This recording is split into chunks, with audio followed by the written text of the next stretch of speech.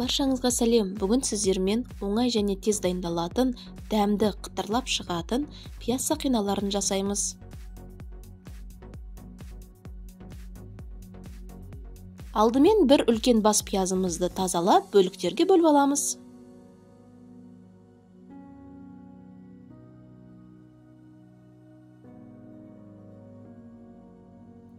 Әрбір бөлінген пияздарды осылай бір-бірінен ажыратып аламыз.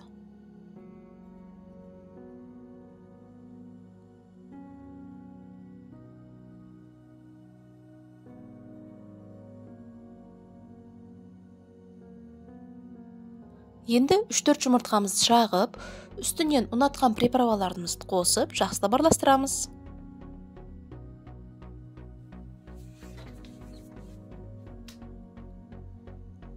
Енді пияздарымызды алдымен ұнға, сосын жұмыртқаға, панировочный сухарикке, тағы да жұмыртқаға, сухарикке салып, қызып тұрған майда екі жағынан қызарғанша пісіріп аламыз.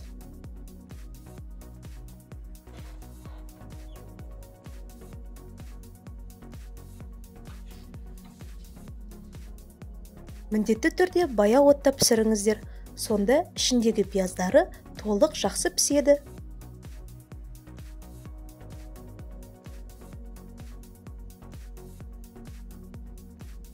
Қалған пияздарымызды тура осылай пісіріп аламыз.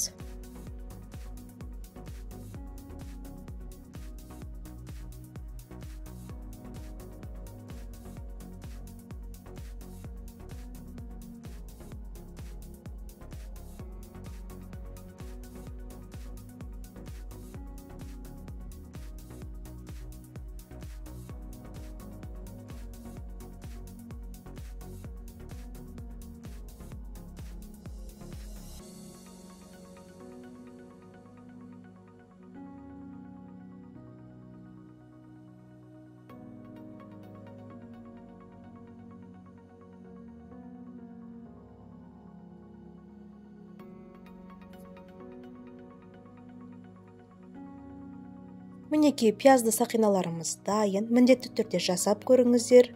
Өте тез дайындалады, әрі дәмді шығады. Баршаңызға ас болсын. Менің каналыма тіркеліп, лайк басып, қолдап кетіңіздер.